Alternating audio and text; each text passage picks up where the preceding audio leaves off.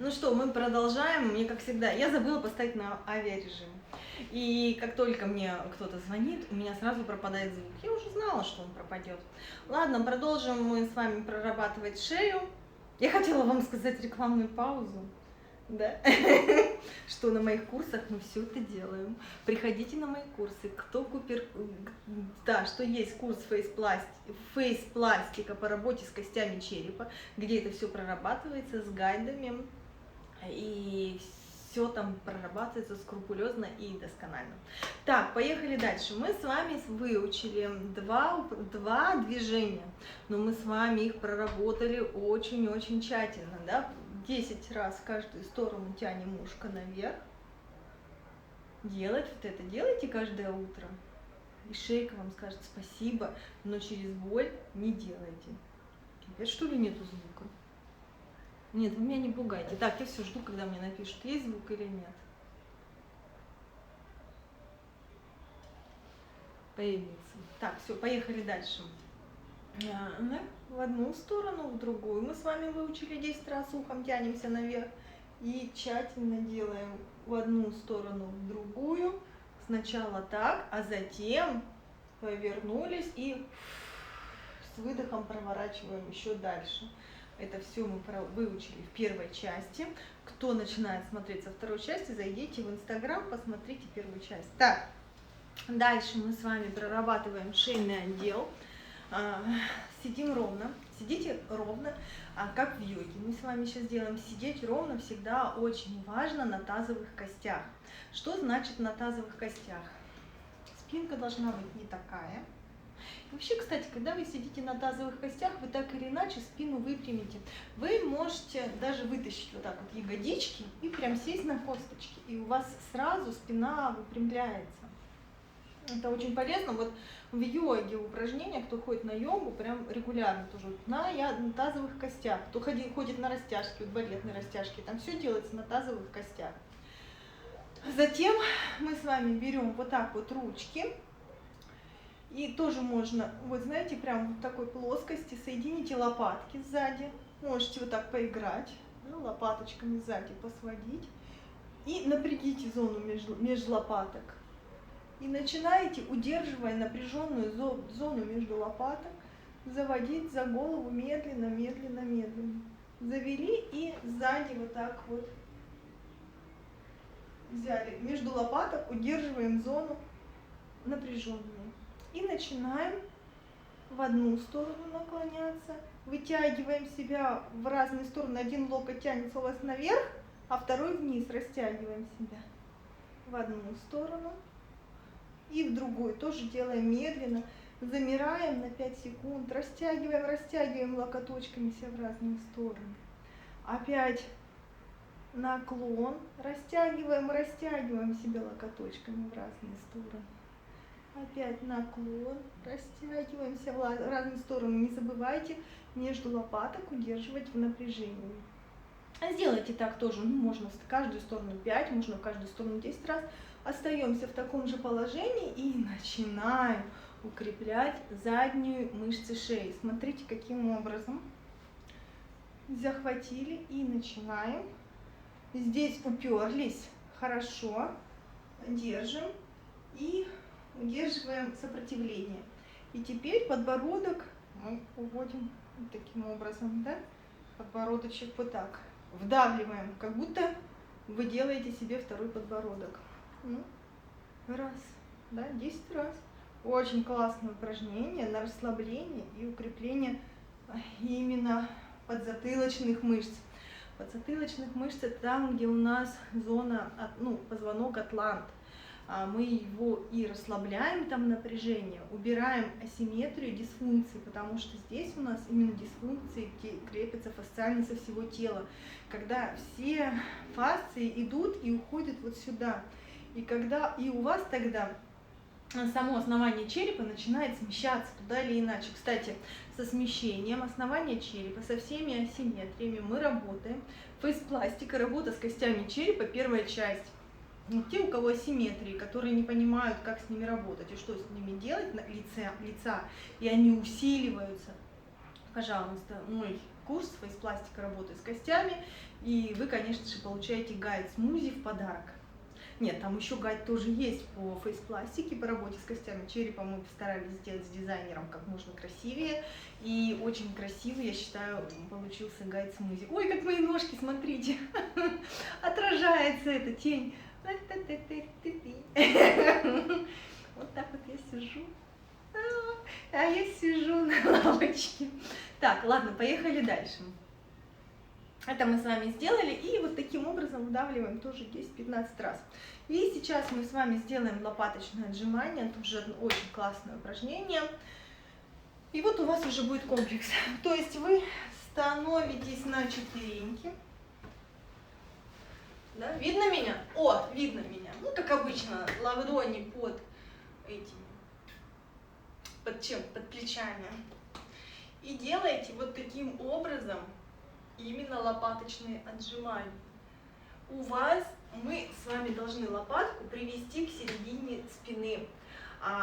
При этом вы работаете не верхней трапецией, не задираете плечи, а именно как бы ее ведете вот сюда, лопатки, да, как бы к середине и к низу.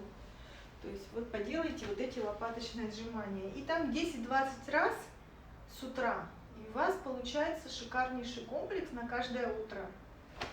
Вот, лопаточное отжимание. Видно там меня? О. Да, локоточки чуть присогнуты. И чтобы вы чисто лопаточками подвигали. Потому что вот эта зона за лопатками, под лопатками, она зачастую бывает очень перенапряжена. И лопатка получается крыловидная. Кстати, еще крыловидная лопатка у нас. Ой. Вообще, я могу не закончить. Я вот вела, я еще люблю вести тренировки, говорю, групповые занятия, у меня еще, там тоже я не могла закончить, и у меня нет ни одной одинаковой тренировки, да? То есть я всегда начинаю творить. Смотрите, почему еще получается крыловидная лопатка? Здесь нам надо укреплять, стягивать, а здесь малая грудная перенапрягается, и из-за того, что мы постоянно вот так вот ходим, она укорачивается и стягивает плечо сюда. И поэтому тоже очень важно прорабатывать вот здесь малую и большую грудные мышцы. Здесь, она вот здесь малая грудная. Ну, малая грудная даже еще больше стягивает. Вот такие вот мячики. Можете теннисный мячик, можете... Ну, я покупала в спортмастере такой массажный мяч. Прям берете и прокатываете вот здесь. Ну как, вот так, да? Мне не получается сейчас убрать эту комнату. Мне, кстати, в ней было жарко. С утра было холодно. Потом я пошла за Настей. Вот так оделась и чуть не расплавилась, пока дошла. Вы же видите, мы с Настей дошли, я к вам вышла, сейчас поедем дальше. Вот так, короче, в общем, прокатываете. И будет вам счастье. С одной стороны, так, с одной и с другой стороны. Меня задолбали спрашивать в роликах в Инстаграме, а делаем только с одной стороны. Ну как я вам в 15-секундном ролике покажу сразу весь комплекс и одну и другую сторону, ну вообще. И другую сторону тоже мы проводим. Девочки, не забываем, что ролики в Инстаграм носят развлекательный характер. Я показываю вам, как можно, каких результатов можно добиться. А чтобы по-настоящему чему-то добиться, мы должны с вами работать тщательно, медленно, в комплексе, каждодневно сочетая разные тренировки. То есть их не надо обязательно много, не надо много прям работать. У меня тренировки, в основном я советую там 10-20 минут, но у вас должен быть большой арсенал. Вы должны их миксовать обязательно, и у вас будет бомбический эффект. А так, что вы делаете одно и то же упражнение каждый день, и у вас все ушло, такого, конечно, не бывает. Поэтому работа в комплексе обязательно, работа с костями черепа обязательно, чтобы муж не храпел. Сейчас я вам показываю упражнение из курса фейспластика. Тра-ля-ля. Итак, наш О. Генри, да? Что-то я сказала О. Генри. Короче, сегодня, посмотрите, там я издала пост и говорю, как назвать моего партнера. В основном все говорят Йорик. Это, кстати, меня очень сильно рассмешило, я подумала Йорик. А потом многие говорят, ну что вы иностранный, пусть будет Степа. Потом некоторые начали возмущаться и говорить, ну что, у меня там сын Степа, у меня сын Костик, не надо. А сейчас я что-то решила О. Генри. Может, так и назову. Скорее всего, я его назову Генри. Да? Вот Генри, кстати, хорошо. Но там смешные имена. Я вообще, кстати, очень сильно повеселилась. Смотрите. Теперь мы с вами подходим к уроку фейспластика, который, я напоминаю, что работа с костями черепа – это основа. Череп – это то, на чем наш фундамент. Череп с возрастом ссыхается, и ссыхается, все швы черепные затаскиваются внутрь, он становится меньше, идет, естественно, усыхание костной ткани. Девочки, я, как всегда, не умею разговаривать, у меня плохая эрудиция, да, я знаю, и не надо мне об этом постоянно напоминать. Так, поработаю. Смотрите, сегодня я вам расскажу, у нас отрывок получается из моего урока по фейспластике. Вот смотрите, вот у нас есть верхняя челюсть. Вот это у нас верхняя челюсть фиолетовая, видите? Вот это фиолетовая. Это и есть наша любимая максилла, кость красоты, про которую в последнее время все говорят. Когда она рельефная, широкая, открытая, это очень красивое лицо. И глаза не опускаются вниз, и есть мягким тканям на чем держаться. А с возрастом эта зона проваливается и, естественно, начинают храпеть. Почему возрастные люди больше храпят? Потому что идет максилла проваливается. Поэтому сейчас так много разговоров про максиллу, девочки, ну все, я просто уже устала. Сейчас мы с вами доделаем. И смотрите, опять же, сейчас начнутся мне комментарии. Кто хочет, чтобы я не отвлекалась, не заговаривалась, идете, покупаете курсы, там занимаетесь. Все, я уже предвижу. Итак, наша любимая максилла. Мы сначала должны расслабить вот это напряжение, от чего люди тоже храпят. Сейчас мы сделаем с вами приемчик. Мне надо, чтобы вы поставили, это один из приемов. Да, есть мьюнинг, там работают с языком, но мы как остеопаты, собственно, я получила образование остеопата и позиционирую себя как остеопат, поэтому мы с вами работаем пальцами. Мьюнингу я еще не училась, может, поучусь когда. Интересная система. Держим, 2 пальчика ставим вот сюда, под орбиту глаза, и будем с вами посылать компрессию в вибрационном режиме внутрь орбиты. Вот таким образом. Вы поставите ее вот сюда по краям носа. То есть смотрите, вот максилла идет. Выше вы не идете, потому что тут уже орбита. Это не надо. Вот сюда, вот именно к носику, где фиолетовая. Делаем мы это сидя. Мы всегда с вами работаем большими рычагами, то есть подаемся телом. Поставили пальчики. Сидим на тазовых костях. Очень важный момент, как я вам говорила, сидеть на тазовых костях, чтобы спинка была прямая. Облокачиваемся вот так, для того, чтобы разгрузить шею, потому что очень важно, шея разгружена. Вот так я поставлю. И начинаете, проникать в ткани. Вы полностью почувствуете, приклейтесь к кости. Представьте эту максиллу, прислушайтесь к нее. Помните, что мы работаем в данный момент не с кожей. Мы через кожу прорабатываем костные структуры. Это очень-очень важно. И вы всегда сознанием своим себе помогаете. То есть это тоже, поэтому я и говорю, что никакую кожу мы не тянем. Мы через кожу прорабатываем мышцу, через кожу прорабатываем жировой пакет в массаже, через кожу мы прорабатываем с вами костную структуру. Вот сейчас вы полностью своим сознанием проникаетесь в костную структуру, глубже, глубже и глубже, и начинаете мягко вводить в компрессию вот так вот вибрации. Поищите такие точечки. И вот если вы почувствовали, что у вас нос задышал, значит, вы делаете правильно. И так вы сидите 30-90 секунд в такой вибрации, полностью погружаясь во внутренние ощущения. Ну и все, и с каждым выдохом представляете, как напряжение из этой зоны уходит. Вообще максилла, она чем еще интересна, потому что верхний, у меня аж нос задышал прекрасно. Какая вообще классное упражнение. Но помните, что все все техники работы с костями очень серьезные, очень глубокие. Делаете вы их тоже раз в 3 дня. А тоже кости не надо шевелить каждый день. И делайте лучше курсами. Но курсами, конечно, потом, кто привыкает, никто не может остановиться и просто по необходимости делает. Так, напишите, у кого нос задышал, у кого получилось, и кто хоть что-то прочувствовал. Потому что тоже в практике я вела для девчонок занятия в группах, в йога-центре, я так работала. И не у всех получается с первого раза. Мне девочки сказали, что после третьей тренировки только у них получилось. Вот, поэтому, если у кого-то не получилось, вы не переживайте, продолжайте. Вот, задышал, хорошо. Вот. И про верхнюю челюсть я еще скажу вам. Верхних челюстей у нас 2. Их 2, и они здесь вот соединяются небный шов.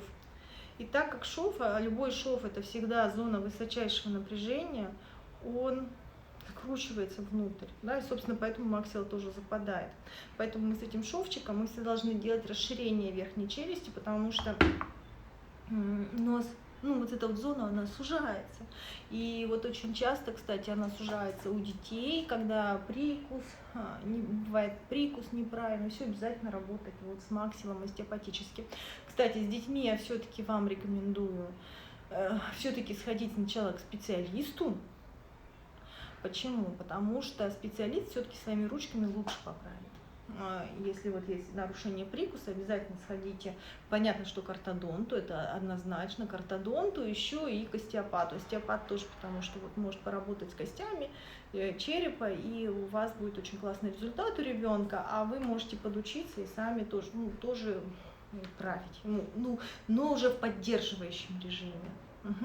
Потому что все-таки вот если многие мне тоже советуются, там, как ребенка вылечить, это идете к врачам. Здесь все-таки должен специалист посмотреть, потому что там может быть много-много причин. Как будто ноздри больше стали. Нет, ноздри у вас больше не станут. Ноздри у вас больше не станут, у вас наоборот уйдет отсюда лимфочка. Наоборот, лицо раскроется. А ноздри, или субъективное ощущение. Если кривая перегородка в носу, можно делать, если кривая перегородка в носу, нужно делать. Но обязательно все равно посоветуйтесь с врачом, со своим лечащим, насколько там все стабильно. Но мы остеопатически тоже кривые перегородочки чуть-чуть выправляем, но не глобально, потому что мы не все можем победить. Там же, смотрите, вот в этих швах черепа есть микроподвижности.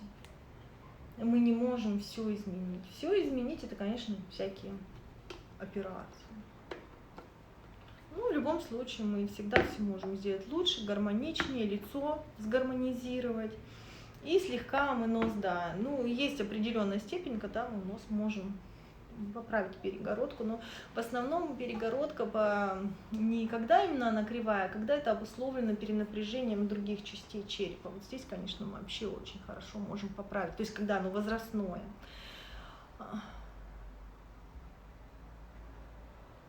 Как расположить тело мужа и сесть самой, чтобы правильно делать нажим? Нет, вы ему лучше покажите, чтобы он сам тоже делал. Потому что вы еще не специалист, и вы можете ему что-нибудь повредить, я боюсь. Лучше покажите ему, он сам себя хорошо чувствует, начиная с минимального усилия, да, на 10% усилия из 100 делаем, девочки, мальчики. Поэтому вы пока себе клиентов, пациентов не берете на массаж, потому что вы себя-то научитесь чувствовать, а потом чувствовать другого. Чтобы другого чувствовать, для этого надо специально обучаться, погружаться в определенную медитативную трансовое состояние. У тебя уже настолько автоматически отработаны в руках эти приемы. И вот я, например, когда делаю массаж, я всегда стараюсь, другим людям делала массаж, говорю, сейчас у меня перерыв в связи со всякими карантинами. Я, например, настолько погружаюсь, и у меня руки чувствуют, у меня руки летают сами, я даже не всегда стараюсь думать о том, что я делаю, я прям чувствую человека, но я прям чувствую очень хорошо, где вот боль, где что, я прям настолько, у меня прям сразу руки туда, ну, но это через определенные погружения, должен быть прям опыт массажиста, поэтому не берите других. Все, девочки, мальчики, поехала я за сыном в садик, мы поедем сейчас с Настей и поедем к бабушке отдыхать, мы страшно не выспались. Это какой-то капец, у нас такая тяжелая гель у меня сзади, молоко и соль стоит. Так, все, нажимы должны быть слабые. Работа с костями черепа, она очень сильно, да, на 10% усилия из 100. Она всегда у вас идет больше, вы обязательно больше работа как с нервной системой. Работа у вас должна быть внутреннее погружение в себя, не дырявьте в эти кости. И вот здесь вот еще у вас движение идет как бы слегка наверх и вовнутрь, вот туда, внутрь прям. Все, так что кому интересна работа с костями черепа, фейспластика, пожалуйста, знакомьтесь с моим Йориком или Генри. Я еще придумаю, что-то не так много, да, это же там Йорик, кстати, тоже хорошо. Как много у тебя имен. И давайте, вообще кости черепа это основное. Но опять же, те, кто не готов медитативно погружаться внутрь, приклеиваться к костям, те идите работать с мышцами. С мышцами работать намного проще. Но если вы работаете с мышцами и с костями черепа, у вас эффект, конечно, будет просто бомбический. И еще у меня очень много девочки спрашивают, у меня худенькое лицо, что мне делать? А делать-то что-то очень-очень хочется. Работайте с костями черепа. Вот фейспластика очень хорошо подходит для худеньких лиц, потому что там вы кости черепа подкорректируете, и там я дала этот скульптурный массаж, который делаете раз в 5 дней, вы себе мышцы восстановите, и будет классный результат. И там есть постизометрические упражнения, которые, как я говорила, очень хорошо подходят вообще всем типам лица, но худеньким вообще, потому что они не пережигают жировые, как сказать, подкожно-жировой слой. Потому что обычный фейс-фитнес, когда мы активно действуем, он, конечно, худит лицо. Но многие хотят похудеть. Да, еще, знаете, что я еще все-таки вопрос. Все уже прощаются. Спасибо. Вы красотка, спасибо. Оставь чепчик в покое, я чепчика люблю. Я уж поняла, что чепчик тоже. Вот, и еще вопрос у меня был такой. У одной девочки у меня, кстати, у меня сейчас, знаете, сколько занимаются на курсах? Почти 3000 человек у меня сейчас занимаются на курсах, на всех, вот, фейспластика, базовый фейсконтроль, ну, не фейс-контроль, фейслифтинг мы сейчас переназвали, и продвинутый фейслифтинг. На 3 курсах у меня больше 3000 человек на данный момент занимаются в гид-курсе. И вот одна мне сейчас написала, что у нее ухудшение кожа подобвисла. Почему такое бывает? Я знаю, что такое бывает. Почему такое бывает? У нее на брыльках вот здесь подвисло. У нее брыли так висели. У нее были наполненные висячие брыли. Достаточно, ну то есть вот здесь все было пережато. И они были налитые. Когда она сделала массаж и поработала шеей, у нее межклеточная жидкость ушла от лица. Вот эта отечность безумная, которая она была, то есть у нее не полное лицо худенькое, но отечное, пастозное такое, вот, знаете, как бы рыхлое. И очень сильно зажаты мышцы, укороченные. Она сделала и очень резко отлила вот эта отечность. А кожа-то растянутая, кожа же растянутая, и она не успела. Она и так уже перерастянутая. Но она успеет, она потом сократится, вы не переживайте. Нельзя ходить вот с этими отеками. Отеки, они будут растягивать вашу кожу сильнее и сильнее и сильнее. Не надо этого бояться. Те, у кого очень сильно отечные лица и очень быстро бывает реагируют, либо слишком активно начинают работать. Бывает, да, что оно отхлынет и прям как бы вроде как мелкие морщинки. Ничего страшного в этом вообще нету. Сразу вообще пугаться не надо. В течение 5 дней у вас идет восстановление тканей и собственное омоложение. Просто 5 дней отдыхаете, через 5 дней повторяете другое. Либо вот, ну как, отдыхаете, сами мышцы не трогаете. Вот кости черепа можно, кстати, трогать. Вот. И в результате у вас эффект будет гораздо лучше, намного лучше. Вот, еще у меня были такие ситуации. Давно-давно уже это было, на заре, когда я только начинала марафоны вести. Одна тоже девочка у нас в группе. У нее такое тоже чуть полноватое лицо было. Она начинает заниматься, и у нее быстрый упомрачительный эффект. У нее сразу тоже ушла вот эта отечность, и она стала выглядеть очень красиво. Она присылает фотки в группу, мы тогда в чате сидели, до и после, говорит, девочки, я позанималась меньше недели, у меня какое лицо, а у нее просто, вообще все говорят, как такой результат? Я ей тоже написала, говорю, очень круто, но сбавьте темпы, делайте меньше подходов, я уже предвидела. И действительно, через неделю она присылает, у нее кожа подсморщилась. Она тоже мне говорит, Таня, что случилось? А у нее просто очень хорошо начала эта жидкость отходить, у нее прям быстро начало лицо худеть. Но ей красиво, структура красивая стала, но кожа стала подвисать. Я говорю, ничего, передохни, сейчас все восстановится. И потом вот она уже прошло полгода. Уже мы закончили марафон, у нее потом восстановилась, да, и потом через полгода она мне прислала свои бомбические фотографии, сейчас иногда присылает, у нее очень красиво, она все проработала, кожа подтянулась, лицо восстановилось, и у нее прям супер результат. Поэтому вы таких вот временных каких-то обострений, вы не бойтесь, ничего страшного, просто берете отдых небольшой и потом начинаете делать с меньшей интенсивностью. Но это то, что касается работы с мышцами. Когда вы работаете с костями черепа, этого нет. Единственное, что когда вы работаете с костями черепа, может немножко поболеть голова после приема, но это считается, что пошла коррекция. Вот так считается это в остеопатии. У меня, почему, покажите ее до и после, я не имею права, она мне не разрешала показывать. Все до и после, которые мне разрешали, они есть в актуальном. Они есть в актуальном, те, кто мне разрешает. Те, кто хочет, чтобы я показала ваши до и после, присылайте мне в директ. Я обязательно вам дам какой-нибудь обязательно подарочек, потому что не все хотят показывать свое до и после. Вот, поэтому если кто-то готов делиться с миром своими результатами, обязательно присылайте. Без подарка не останетесь. Вот, и в общем-то все. Так, уши заложила, ничего страшного, тоже может быть коррекция пошла. Ну, опять же, не должно быть какой-то страшной, сильной боли. А в результате, говорю, в конце у вас все равно будет результат. Главное не форсировать, делать все аккуратно, деликатно, и будет вам омоложение. Все. Так что приходите, да, на мои курсы. И все. Всем счастливых выходных, красоты, счастья. Беременным нужно заниматься. Обязательно. Это когда... единственное, что я, знаете что?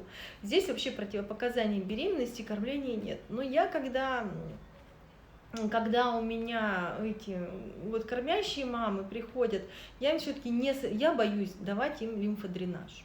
Потому что я боюсь, что лимфа все это в молоко будет выводить. Вот этого я боюсь. Хотя у массажистов у всего вообще считается, что нет такого противопоказания. И даже я в массажной школе хожу, повышаю постоянно квалификацию. Я уже высказывала свои сомнения, что все-таки я не хочу делать лимфодренажный массаж беременным, кормящим мамам. Мне говорят, да вы что там такое минимальное, как бы ничего в молоко не пойдет. Но я вот продолжаю как-то все равно сомневаться в том, что вот кормящим мамам можно лимфодренажиться. Вот как бы у меня есть сомнения. То есть, если бы я была кормящая мама, я бы не потерпела с лимфодренажами. Вот так. Так, и еще какой-то вопрос я видела. Давно живете в Анапе, 3-й год. После инсульта, после инсульта можно ли это делать? После инсульта это нужно делать обязательно как восстановительную гимнастику, только очень-очень деликатно. Вам же еще наверняка подвижность лица надо восстанавливать. А для того, чтобы восстановить подвижность лица, конечно же, хорошо делать массаж лица, чтобы кровообращение было, и, конечно, гимнастику. И гимнастику тоже можно постизометрическую, тоже хорошо пойдет. Так, давайте еще что-нибудь. Никак с вами не распрощаюсь. Все, вы супер, все, со мной уже все прощаются. Да уйди уже ты, а я все никак не ухожу. Все, всем красоты, счастья и хороших выходных. Какие вопросы, пишите в директ, я всегда на связи. Заходите в мой телеграм-канал. В телеграм-канале там вообще такое веселье, что что вы себе даже представить не можете. Там постоянно какие-то конкурсы, подарки, что только не происходит. Так, все.